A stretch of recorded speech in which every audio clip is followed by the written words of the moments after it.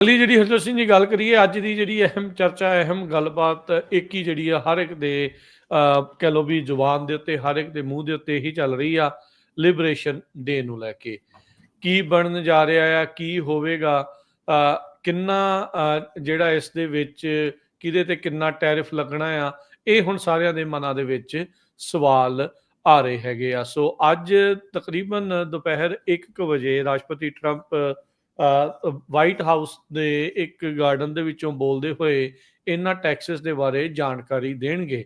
ਕੁਝ ਦਿਨ ਪਹਿਲਾਂ ਵਾਈਟ ਹਾਊਸ ਦੇ ਪ੍ਰੈਸ ਸਕੱਤਰ ਕੈਰੋਲਿਨ ਲਵਿਟ ਉਹਨਾਂ ਨੇ ਇੱਕ ਚਾਰਟ ਜਿਹੜਾ ਉਹ ਦਿਖਾਇਆ ਸੀ ਟੈਰਿਫ ਨੂੰ ਲੈ ਕੇ ਵੀ ਅਮਰੀਕਨ ਗੁੱਡਸ ਦੇ ਉੱਤੇ ਕਿੰਨਾ ਕਿੰਨਾ ਜਿਹੜਾ ਟੈਰਿਫ ਆ ਉਹ ਲੱਗ ਰਿਹਾ ਹੈਗਾ ਆ। ਉਸ ਦੇ ਵਿੱਚ ਜੇ ਤੁਸੀਂ ਚਾਰਟ ਨੂੰ ਧਿਆਨ ਨਾਲ ਦੇਖੋ ਤਾਂ ਕਹਿੰਦੇ ਵੀ ਯੂਰਪੀਅਨ ਯੂਨੀਅਨ ਦੇ ਦੁਆਰਾ ਅਮਰੀਕਨ ਡੇਅਰੀ ਦੇ ਉੱਤੇ 50% ਜਿਹੜਾ ਟੈਰਿਫ ਆ ਉਹ ਲਾਇਆ ਗਿਆ। ਇੰਡੀਆ ਦੇ ਦੁਆਰਾ ਜਿਹੜਾ 150% ਟੈਰਿਫ ਐਗਰੀਕਲਚਰ ਪ੍ਰੋਡਕਟ ਦੇ ਉੱਤੇ ਇੰਡੀਆ ਦੇ ਦੁਆਰਾ 100% ਟੈਰਿਫ ਅਮਰੀਕਨ ਚੀਜ਼ ਦੇ ਉੱਤੇ 245% ਟੈਰਿਫ ਕੈਨੇਡਾ ਵਾਲੇ ਲਾਉਂਦੇ ਆ 298% ਟੈਰਿਫ ਬਟਰ ਦੇ ਉੱਤੇ ਜਿਹੜਾ ਉਹ ਲਾਉਂਦੇ ਆ।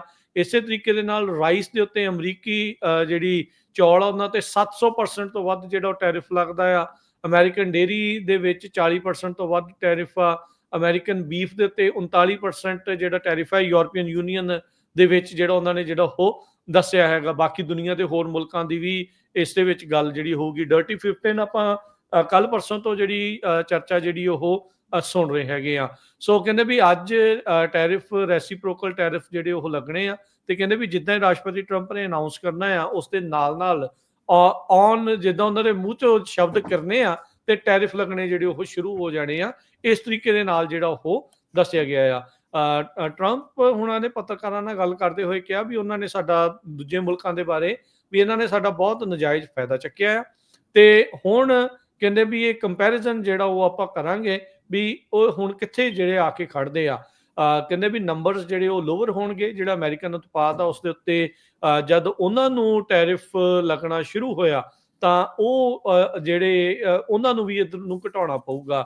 ਦੂਜੇ ਪਾਸੇ ਜਿਹੜੇ ਵਿਰੋਧੀ ਆ ਉਹ ਕਹਿ ਰਹੇ ਆ ਕੈਨੇਡਾ ਵਾਲਿਆਂ ਨੇ ਤਾਂ ਇੱਕ ਐਂਟੀ ਟੈਰਿਫ ਬਿਲਬੋਰਡ ਅਮਰੀਕਾ ਦੇ ਸ਼ਹਿਰਾਂ ਦੇ ਵਿੱਚ ਲਾਉਣੇ ਸ਼ੁਰੂ ਕਰ ਦਿੱਤੇ। Tariffs are a tax on your grocery bill paid for by government of Canada. Canada ਨੇ ਮਨੀ ਜਿਹੜੀ ਆ ਅਮਰੀਕਾ ਦੇ ਵਿੱਚ ਇਸ ਤਰੀਕੇ ਦੇ ਨਾਲ ਸਪੈਂਡ ਕੀਤੀ ਵੀ ਇੱਥੇ ਦੇ ਲੋਕਾਂ ਨੂੰ ਇਹ ਦੱਸਿਆ ਜਾਵੇ ਵੀ ਟੈਰਿਫ ਦੇ ਨਾਲ ਮਤਲਬ ਇਹ ਆ ਵੀ ਤੁਹਾਡੇ ਸਾਰਿਆਂ ਦੇ ਉੱਤੇ ਜਿਹੜਾ ਗ੍ਰੋਸਰੀ ਦੇ ਉੱਤੇ ਟੈਕਸ ਜਿਹੜਾ ਉਹ ਵਧਣ ਜਾ ਰਿਹਾ ਹੈਗਾ ਆ। ਸੋ ਕਹਿੰਦੇ ਵੀ ਹਾਲ ਦੀ ਘੜੀ ਸਭ ਕੁਝ ਅੰਡਰ ਦਾ ਰੈਪਸ ਆ। ਡੀਟੇਲ ਜਿਹੜੀਆਂ ਉਹ ਬਾੜੀਆਂ ਬਾਹਰ ਨਹੀਂ ਆ ਰਹੀਆਂ ਵੀ ਕੀ ਕਿਹਦੇ ਤੇ ਕਿੰਨਾ ਕਿੰਨਾ ਟੈਰਿਫ ਲੱਗੂਗਾ।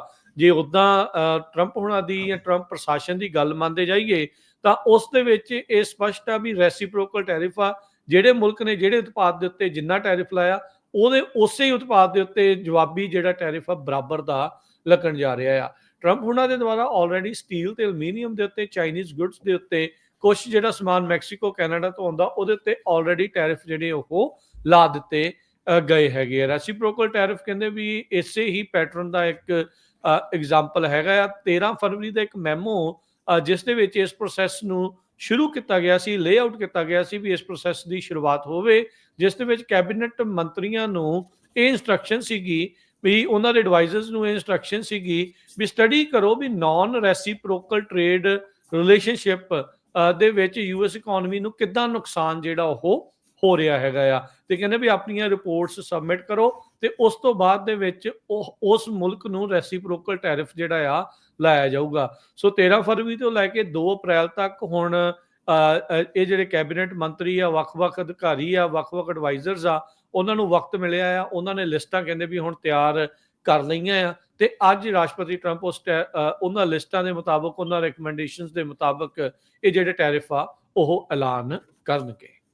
ਵਾਲ ਸਟਰੀਟ ਜਰਨਲ ਰਿਪੋਰਟ ਕਰ ਰਿਹਾ ਵੀ ਟਰੰਪ ਟੈਰਿਫਸ ਜਿਸ ਤਰ੍ਹਾਂ ਲੂਮ ਕਰ ਰਹੇ ਆ ਵੀ ਅਨਾਉਂਸ ਹੋਣੇ ਆ ਤੇ ਡਾਓ ਇੰਡਸਟਰੀਅਲਸ ਤੇ ਹੋਰ ਜਿਹੜੀ ਸਟਾਕ ਮਾਰਕੀਟ ਆ ਔਨ ਹੋਲਡ ਹੀ ਹੈਗੀ ਆ।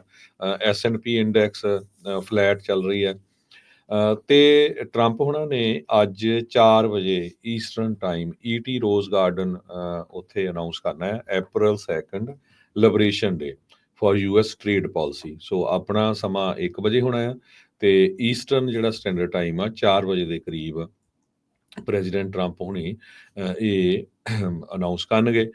ਇਹਦੇ ਨਾਲ ਬਹੁਤ ਸਾਰੇ ਲੋਕਾਂ 'ਚ ਫਿਕਰਮੰਦੀ ਵੀ ਹੈਗੀ ਆ ਵੀ ਇਕਨੋਮਿਕ ਗਰੋਥ ਸਲੋ ਡਾਊਨ ਹੋ ਜਾਊਗੀ, ਜਿਹਦੇ ਨਾਲ ਬਹੁਤ ਸਾਰੀਆਂ ਛੋਟੀਆਂ ਕੰਪਨੀਆਂ ਆਪਣੇ ਸਟਾਕ ਸੈੱਲ ਕਰ ਦੇਣਗੀਆਂ, ਤੇ ਇਹ ਮਾਰਕੀਟ ਦੇ ਵਿੱਚ ਕਾਫੀ ਇੰਟਰਪਸ਼ਨ ਆ ਸਕਦੀ ਆ।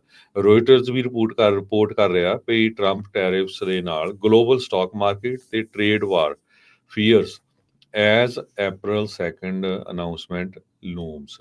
ਤੇ ਇਸ ਤੋਂ ਬਿਨਾ ਜੇ ਰਾਜਕਨਵੀਰ ਸਿੰਘ ਜੀ ਆਪਾਂ ਆਪਣੇ ਸਰੋਤਿਆਂ ਨੂੰ ਕੁਝ ਦਿਨ ਪਹਿਲਾਂ ਕਹਿੰਦੇ ਵੀ ਭਾਈ ਆਪਣੇ ਆਟੇ ਮਿਰਚ ਮਸਾਲੇ ਚੱਕ ਲਓ, ਤੇ ਕਈਆਂ ਨੇ ਕਹਿਣਾ ਸੀ ਲੈ ਇਹ ਫਿਰ ਡਰਾਉਣ ਲੱਗ ਪਏ ਹੁਣ ਇਸ ਮਾਮਲੇ ਦੇ ਵਿੱਚ। ਤੇ ਅੱਜ USA ਟੁਡੇ ਰਿਪੋਰਟ ਕਰ ਰਿਹਾ ਵੀ USA ਦਾ ਜਿਹੜਾ ਇੰਪੋਰਟ ਆ, ਜਿਹੜਾ USA ਬਾਹਰਲੇ ਮੁਲਕਾਂ ਤੋਂ ਸਮਾਨ ਖਰੀਦਦਾ, ਉਹ ਇਸ ਮਹੀਨੇ ਸਭ ਤੋਂ ਜ਼ਿਆਦਾ ਜਿਹੜਾ ਹਾਈਐਸਟ ਹੋਇਆ ਹੈਗਾ, ਕਿਉਂਕਿ ਠੀਕ ਹੈ, ਲੋਕਾਂ ਨੂੰ ਪਤਾ ਵੀ ਕੀਮਤਾਂ ਜਿਹੜੀਆਂ ਚੜ ਜਾਣੀਆਂ ਹੈਗੀਆਂ। ਸੋ ਵਧਣ ਜਾ ਰਹੀ ਹੈ। US ਕਹਿੰਦੇ ਇੰਪੋਰਟਡ ਮੋਰ ਗੁੱਡਸ ਇਨ ਜਨਵਰੀ ਮਹੀਨੇ 'ਚ ਦੈਨ ਇਨ ਐਨੀ ਮੰਥ ਸਿੰਸ ਦਾ ਗਵਰਨਮੈਂਟ ਸਟਾਰਟਡ ਟਰੈਕਿੰਗ ਦਾ ਡਾਟਾ। ਇਹ ਅੰਦਾਜ਼ਾ ਲਾ ਲਓ ਵੀ ਜਦੋਂ ਤੋਂ ਇਹ ਡਾਟਾ ਟਰੈਕ ਕਰਨਾ ਗਵਰਨਮੈਂਟ ਨੇ ਸ਼ੁਰੂ ਕੀਤਾ ਹੈ, ਤੇ ਜਿਹੜਾ ਇਸ ਸਾਲ ਦਾ ਜਨਵਰੀ ਸੀ ਸਭ ਤੋਂ ਜ਼ਿਆਦਾ ਜਿਹੜਾ ਇੰਪੋਰਟ ਆ ਉਹ USA ਦੇ ਵਿੱਚ ਹੋਇਆ। ਆਪਣੇ 3 ਲਾਰਜੈਸਟ ਟ੍ਰੇਡਿੰਗ ਪਾਰਟਨਰਸ ਹੈਗੇ ਅਮਰੀਕਾ ਦੇ, ਚਾਈਨਾ, ਕੈਨੇਡਾ ਤੇ ਮੈਕਸੀਕੋ।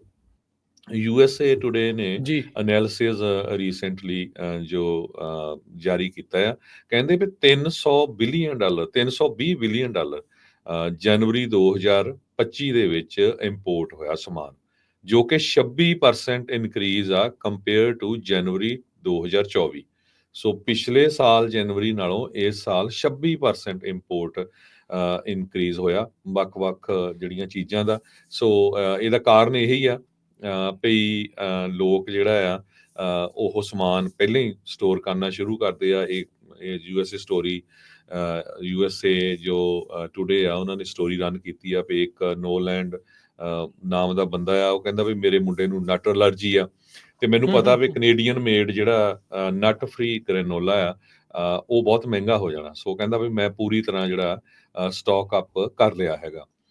ਸੋ ਇਸੇ ਤਰ੍ਹਾਂ ਕਹਿੰਦੇ ਪਈ ਐਮਾਜ਼ੋਨ ਤੋਂ ਇੱਕ ਹੋਰ ਜਿਹੜਾ ਕੰਜ਼ਿਊਮਰ ਆ ਉਹ ਲਿਖਦਾ ਵੀ ਐਮਾਜ਼ੋਨ ਤੋਂ ਮੈਂ ਇੱਕ ਚੀਜ਼ ਐਕਸਟਰਾ ਜੋ ਗ੍ਰੈਨੋਲਾ ਆ ਹਮੇਸ਼ਾ ਹੀ ਉਹ ਤੋਂ ਬਾਈ ਕਰਦਾ, ਪਰ ਇਸ ਵਾਰੀ 40% ਤੱਕ ਕਹਿੰਦੇ ਪਈ ਉਹਦੀ ਜਿਹੜੀ ਕੀਮਤ ਆ ਉਹ ਵੱਧ ਰਹੀ ਆ। ਮੈਂ ਨੋਟਿਸ ਕਹਿੰਦਾ ਉਹਨਾਂ ਦੇ ਦੇਖੇ ਹੈਗੇ ਆ। ਸੋ ਲੋਕਾਂ ਨੇ ਧੜਾ ਧੜ ਜਿਹੜਾ ਸਮਾਨ ਆ ਉਹ ਸਟੋਰ ਕਰ ਲਿਆ ਵੀ ਜੇ 25% ਡਿਊਟੀ ਹਾਂਜੀ, ਕੈਨੇਡੀਅਨ ਤੇ ਮੈਕਸੀਕਨ ਗੁੱਡਸ ਦੇ ਉੱਤੇ ਲੱਗੀ, ਤੇ ਚਾਈਨਾ ਦੇ ਉੱਤੇ ਤਾਂ ਪਹਿਲਾਂ ਹੀ 10% ਲੱਗੀ ਸੀ, ਤੇ ਉਹ ਤੋਂ ਬਾਅਦ ਫਿਰ 20% ਫੇਰ ਇਨਕਰੀਜ਼ ਕਰ ਦਿੱਤੀ ਗਈ। ਈਵਨ ਸ਼ਿਪਮੈਂਟ ਫਰੋਮ ਚਾਈਨਾ ਦੇ ਵਿੱਚ ਵੀ 16% ਇਨਕਰੀਜ਼ ਹੋਇਆ $41 ਬਿਲੀਅਨ ਦਾ। ਸੋ ਕੈਨੇਡੀਅਨ ਗੁੱਡਸ ਦੇ ਵਿੱਚ 15% ਇਨਕਰੀਜ਼ ਹੋਇਆ, ਜੋ ਕਿ $38 ਬਿਲੀਅਨ ਦੇ ਕਰੀਬ ਬਣਦਾ ਹੈਗਾ। ਮੈਕਸੀਕੋ ਦੇ ਵਿੱਚ $42 ਬਿਲੀਅਨ ਦਾ ਜਿਹੜਾ ਰੈਕਡ ਸੈਟਅਪ ਹੋਇਆ ਜਨਵਰੀ 2025 ਦਾ, ਜੋ ਕਿ 12% ਇਨਕਰੀਜ਼ ਆ ਪਿਛਲੇ ਸਾਲ ਨਾਲੋਂ। ਸੋ ਇੱਥੋਂ ਤੁਸੀਂ ਅੰਦਾਜ਼ਾ ਲਾ ਲਓ ਵੀ ਬਹੁਤ ਜ਼ਿਆਦਾ ਜਿਹੜਾ ਲੋਕਾਂ ਨੇ ਆਪਣਾ ਜਿਹੜਾ ਸਮਾਨ ਆ ਉਹ ਸਟਾਕ ਕਰ ਲਿਆ, ਵੀ ਲੱਗਦਾ ਹੀ ਸੀ ਵੀ ਕਾਫੀ ਜ਼ਿਆਦਾ ਜਿਹੜਾ ਟੈਰਿਫ ਲੱਗੂਗਾ, ਉਹਦੇ ਨਾਲ ਜਿਹੜੀਆਂ ਕੀਮਤਾਂ ਆ ਉਹ ਵਾਧੂ ਚ ਜਾਣਗੇ। ਜੀ। ਸੋ ਟੇਬਲ ਦੇ ਉੱਤੇ ਕਹਿੰਦੇ ਕੀ ਆ 25% ਟੈਰਿਫ ਹਰ ਇੱਕ ਤਰ੍ਹਾਂ ਦਾ ਇੰਪੋਰਟ ਜਿਹੜਾ ਯੂਐਸ ਦੇ ਵਿੱਚ ਆ ਰਿਹਾ, ਕੈਨੇਡਾ, ਮੈਕਸੀਕੋ ਤੋਂ। ਇਹ 2 ਵਾਰੀ ਆਲਰੇਡੀ ਐਕਸਟੈਂਡ ਪੋਸਟਪੋਨ ਕੀਤੇ ਜਾ ਚੁੱਕੇ ਆ। ਰੈਸੀਪ੍ਰੋਕਲ ਟੈਰਿਫ ਦੇ ਵਿੱਚ China, Brazil, India, European union, ਇਹ ਜਿਹੜੇ ਕੁਝ ਅਹਿਮ ਟ੍ਰੇਡ ਪਾਰਟਨਰਸ ਆ ਉਹਨਾਂ ਉੱਤੇ ਜਿਹੜਾ ਉਹ ਲੱਗੇਗਾ। ਆਲਰੇਡੀ ਰਾਸ਼ਟਰਪਤੀ ਟਰੰਪ ਹੁਣਾਂ ਦੇ ਜਿਹੜਾ ਆਪਾਂ ਦੱਸਿਆ ਹੀ ਆ ਵੀ ਸਟੀਲ ਤੇ ਐਲੂਮੀਨੀਅਮ ਦੇ ਉੱਤੇ 20% ਟੈਰਿਫ ਐਡੀਸ਼ਨਲ ਤੇ 25% ਟੈਰਿਫ ਜਿਹੜਾ ਉਸ ਦੇ ਉੱਤੇ ਆਲਰੇਡੀ ਲਾਇਆ ਆ। ਉਧਰ ਇਸ ਦੇ ਗੱਲ ਦੇ ਵਿੱਚ ਬੋਲਦੇ ਹੋਏ ਜਿਹੜਾ ontario ਦਾ ਪ੍ਰੀਮੀਅਰ ਆ ਡਗ ਫੋਰਡ, ਉਹਨੇ ਕਿਹਾ ਵੀ ਇਹ ਲਿਬਰੇਸ਼ਨ ਡੇ ਨਹੀਂ, ਇਹ ਟਰਮੀਨੇਸ਼ਨ ਡੇ ਆ। ਮੈਂ ਕਹਿੰਦਾ ਵੀ I will call it a termination day. Canada ਨੂੰ ਵੀ ਇਹ ਪਤਾ ਆ ਵੀ ਉਹਨਾਂ ਦੇ ਸਮਾਨ ਦੇ ਉੱਤੇ ਜੇ ਟੈਰਿਫ ਇੱਧਰ ਨੂੰ ਆਉਂਦਿਆਂ ਲੱਗਦਾ ਤੇ ਉਹਨਾਂ ਦੀ ਇਕਨੋਮੀ ਦਾ ਹੋਰ ਭੱਠਾ ਬੈਠੂਗਾ।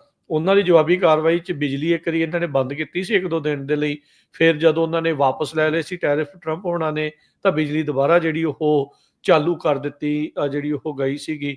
ਸੋ ਉਧਰ ਤੁਸੀਂ ਇਹ ਦੇਖੋ ਹਰਜੋਤ ਸਿੰਘ ਜੀ, ਚਾਈਨਾ, ਜਾਪਾਨ ਤੇ ਸਾਊਥ ਕੋਰੀਆ, ਇਹ 3 ਅਜਿਹੇ ਮੁਲਕ ਨੇ, ਜਿੱਦਾਂ ਆਪਾਂ ਪਹਿਲਾਂ ਵੀ ਗੱਲ ਕਰ ਰਹੇ ਸੀ ਵੀ ਇਹਨਾਂ ਦਾ ਆਪਸ ਦੇ ਵਿੱਚ ਕਈ ਥਾਵਾਂ ਦੇ ਉੱਤੇ ਇੱਟ ਕੁੱਤੇ ਦਾ ਵੈਰ ਵੀ ਆ।